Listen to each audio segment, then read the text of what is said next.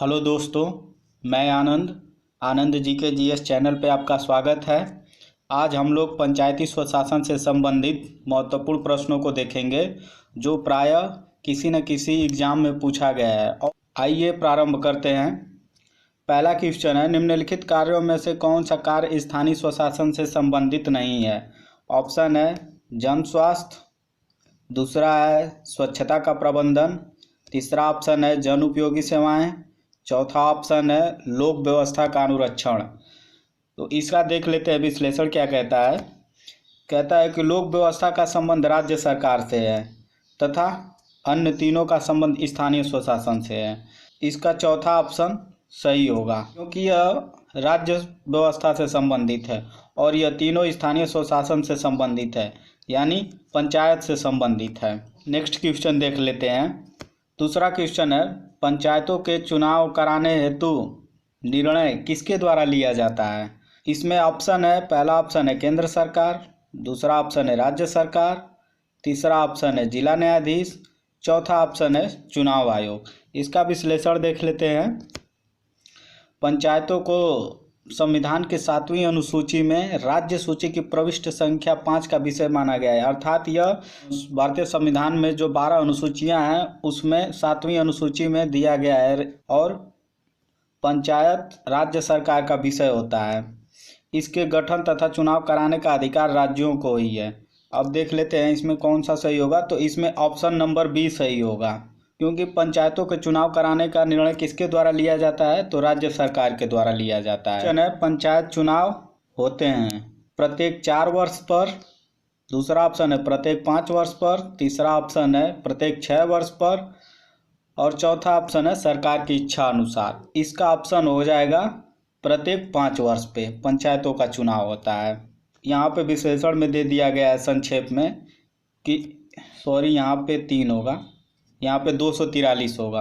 अनुच्छेद 243 र पंचायतों की अवधि उनके प्रथम अधिवेशन से 5 वर्ष तक होगी, यानी कि पंचायत जिस दिन से गठित हो गई है, चुनाव के तहत जो भी पंचायत में गठन किया गया है उस दिन से लेके 5 वर्ष तक वह व्यक्ति बना रहेगा और विघटन होने पर 6 माह से पूर्व चुनाव कराए जाने चाहिए। नेक्स्ट क्वेश्चन है, निम्नलिखित में से कौन सा पंचायत से संबंधित नहीं है।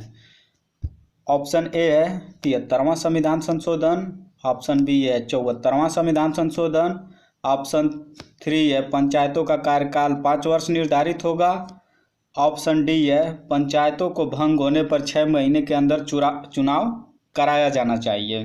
वीडियो को आप लोग पॉज करके क्वेश्चन को 10 सेकेंड 15 सेकेंड के देख के फिर ऑप्शन लगा के उसके बाद आप लोग आगे बढ़िएगा, फिर तो मैं बताऊंगा ही। तो इसमें निम्नलिखित में से कौन सा पंचायतों से संबंधित नहीं है।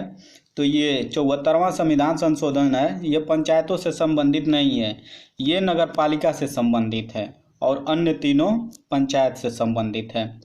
नेक्स्ट क्वेश्चन है, निम्नलिखित में से कौन सा पंचायतों की वित्तीय स्थिति का पुनरावलोकन करने के लिए वित्त आयोग का गठन करता है। ऑप्शन ए है संबंधित राज्य का मुख्यमंत्री, संबंधित राज्य का वित्त मंत्री, संबंधित राज्य का राज्यपाल, संबंधित राज्य का पंचायती राज मंत्री। इसका देख लेते हैं संक्षेप में। अनुच्छेद 243 आई, राज्य का राज्यपाल 73वां संविधान संशोधन अधिनियम 1992 के प्रारंभ से 1 वर्ष की समाप्ति पर वित्त आयोग का गठन करेगा। यहाँ पे वित्त होगा, ये नहीं होगा, ये वित्त होगा, मिस्टेक हो गया है। वित्त आयोग का गठन करेगा जो पंचायती की वित्तीय स्थिति का पुनरावलोकन करेगा। तो इसमें से निम्नलिखित में से कौन सा पंचायतों को वित्तीय स्थिति का पुनरावलोकन के लिए वित्त आयोग का गठन करेगा, तो राज्य का राज्यपाल करेगा। इसमें ऑप्शन नंबर 3 सही होगा। देख लेते हैं नेक्स्ट क्वेश्चन दिया है, 73वां संविधान संशोधन के समय भारत का प्रधानमंत्री कौन थे। ऑप्शन ए है इंदिरा गांधी, ऑप्शन बी है राजीव गांधी, ऑप्शन सी है पीवी नरसिम्हा राव, ऑप्शन 4 है वीपी सिंह। इसका सही जवाब हो जाएगा option number 3 PV Narasimha Rao. PV Narasimha Rao का पूरा नाम है पामुलापति वेंकट नरसिम्हा राव है और वीपी सिंह, ये भारत के 8वें नंबर के प्रधानमंत्री थे और इनका पूरा नाम था विश्वनाथ प्रताप सिंह और इनका कार्यकाल रहा 2 दिसंबर 1989 से 10 नवंबर 1990 तक। और इसका थोड़ा सा कुछ देख लेते हैं। 73वां संविधान संशोधन 1992 के तहत संशोधन हुआ था और इसे लागू किया गया था 24 अप्रैल 1993 को लागू किया गया था। कभी कभी क्वेश्चन में यह पूछ लिया जाता है कि पंचायती राज व्यवस्था को किस वर्ष लागू किया गया। ऑप्शन दे देगा 1992, 1993, 1991 और 1994। तो यहाँ पे अगर ये पूछे कि कब लागू हुआ था तो ऑप्शन 1993 का लगाएंगे, न कि 1992 का। ये गलत हो जाएगा। और इस समय भारत के प्रधानमंत्री यानी 1992 में भारत के जो प्रधानमंत्री थे पीवी नरसिम्हा राव थे, जो पामुलापति वेंकट नरसिम्हा राव थे, जिनका कार्यकाल था 1991 से 1996 तक। जब 73वां संविधान संशोधन किया गया उस समय भारत के राष्ट्रपति शंकर दयाल शर्मा थे, जिनका कार्यकाल 1992 से 1997 तक था। जैसे क्वेश्चन ये पूछ दिया है कि 73वां संविधान संशोधन के समय भारत के प्रधानमंत्री कौन थे, तो उसी तरह ये भी पूछ सकता है कि 73वां संविधान संशोधन के समय भारत के राष्ट्रपति कौन थे। तो यहाँ पे आप लोग शंकर दयाल शर्मा को लगाएंगे, इसीलिए यहाँ पे मैं नोट कर दिया हूँ कि गलत ना हो। नेक्स्ट क्वेश्चन देख लेते हैं। पंचायतों से संबंधित भारतीय संविधान में किस वर्ष प्रावधान या लागू किया गया था? देखिए अभी पीछे बताया था ना, आ गया वही क्वेश्चन। तो ऑप्शन है 1991, 1995, 1992, 1993। तो पंचायतों को किस वर्ष लागू किया गया था? तो 1993 के तहत लागू किया गया था, यानी ऑप्शन नंबर 4 सही है। 1992 में क्या हुआ था? संशोधन किया गया था। 1991 में भारतीय अर्थव्यवस्था में बहुत बड़ा चेंजेज हुआ था। उस समय वैश्वीकरण, निजीकरण और उदारीकरण लाया गया था। इस नेक्स्ट क्वेश्चन, संविधान के निम्नलिखित संशोधनों में से किसके अंतर्गत भारत में महिलाओं के लिए ग्राम पंचायतों में 30% स्थान यानी सीटें आरक्षित किया गया है? तो ऑप्शन ए है 70वां संविधान संशोधन, ऑप्शन बी है 71वां संविधान संशोधन, ऑप्शन डी है 73वां संविधान संशोधन, ऑप्शन 4 है 74वां संविधान संशोधन। तो इसका थोड़ा विश्लेषण देख लेते हैं। 70वां संविधान संशोधन 1992 में दिल्ली तथा पुदुचेरी के संघ राज्य क्षेत्रों को राष्ट्रपति निर्वाचन मंडल में शामिल करना, अर्थात जो दिल्ली और पुदुचेरी संघ राज्य क्षेत्र है, राष्ट्रपति के चुनाव में इनके लिए भी मतलब कि रास्ता खोल दिया गया कि ये भी लोग राष्ट्रपति के चुनाव में भाग ले सकते हैं। यानी 70वां संविधान संशोधन 1992 द्वारा किया गया। और 71वां संविधान संशोधन 1992 में ये हुआ कि संविधान की 8वीं अनुसूची में संशोधन करके कोंकणी, मणिपुरी, नेपाली भाषाओं को जोड़ दिया गया। अर्थात ये बहुत ही महत्वपूर्ण है। इसको आप लोग ये किसी न किसी एग्जाम में और जगह पूछ लिया जाता है, पूछा भी गया है पहले। तो ये भी आप देख लीजिएगा 70वां संविधान संशोधन और 71वां संविधान संशोधन। तो ये सभी 70, 71, 72, 73, 74 ये सभी 1992 में ही संशोधन किया गया था। लेकिन इनका अलग अलग संशोधन करके लिखा गया था कि 70वां संविधान संशोधन में दिल्ली और पुदुचेरी को राष्ट्रपति के निर्वाचन मंडल में शामिल कर दिया गया। और 71वां संविधान संशोधन 1992 द्वारा 8वीं अनुसूची को जोड़ी गई, जिसमें कोंकणी, मणिपुरी तथा नेपाली भाषाओं को जोड़ा गया। ये 8वीं अनुसूची में कुल 22 भाषाएँ हैं। तो इसका सही जवाब हो जाएगा ऑप्शन नंबर 3, 73वां संविधान संशोधन। और ये 74वां संविधान संशोधन ये नगर पालिका से संबंधित है। नेक्स्ट क्वेश्चन, ग्राम सभा का अभिप्राय है पंचायत क्षेत्र के लोगों से, जिला अधिकारी से, अभिच्युत विशिष्ट लोग से, ग्राम स्तर के पंचायत क्षेत्र के निर्वाचन नामावली के पंजीकृत लोग से तथा पंचायतों के सदस्य से। तो इसका सही जवाब होगा ऑप्शन नंबर 3, तीसरा ऑप्शन सही होगा। ग्राम स्तर के पंचायत क्षेत्र के निर्वाचन नामावली के पंजीकृत लोगों से अभिप्राय है ग्राम सभा का। नेक्स्ट क्वेश्चन देख लेते हैं। पंचायती राज व्यवस्था का शुभारंभ कब किया गया? Option A 1958, option B 1959, option 3 1960, option 4 1991। Panchayati Raj व्यवस्था का शुभारंभ 2 अक्टूबर 1959 को राजस्थान के नागौर जिले से प्रारंभ हुआ था। देख लेते हैं नेक्स्ट क्वेश्चन।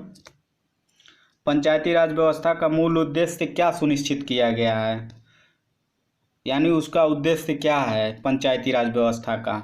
ऑप्शन ए विकास में जन भागीदारी, ऑप्शन 2 राजनीतिक जवाबदेही, ऑप्शन 3 लोकतांत्रिक विकेंद्रीकरण, ऑप्शन 4 है पंचायतों का चुनाव 6 वर्ष पे कराना। तो इसका सही जवाब हो जाएगा ऑप्शन नंबर 3 लोकतांत्रिक विकेंद्रीकरण। पंचायती राज व्यवस्था का मुख्य उद्देश्य है स्थानीय जनता का विकास करना तथा जन भागीदारी एवं लोकतांत्रिक विकेंद्रीकरण को सुनिश्चित करना।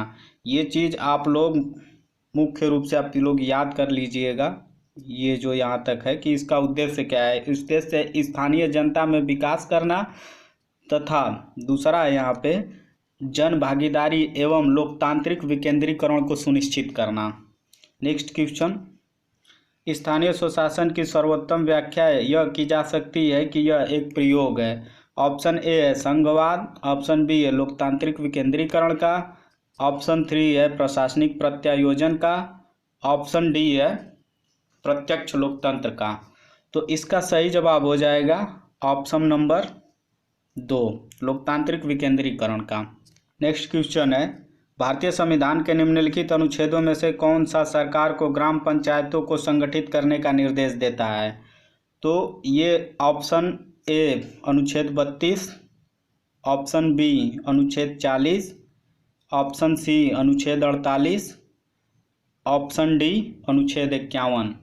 तो ये पंचायतों को संगठित करने का निर्देश देता है ऑप्शन बी, यानी कि अनुच्छेद 40 के तहत पंचायतों का गठन से संबंधित है। देख लेते हैं इसके बारे में थोड़ा सा संक्षेप में।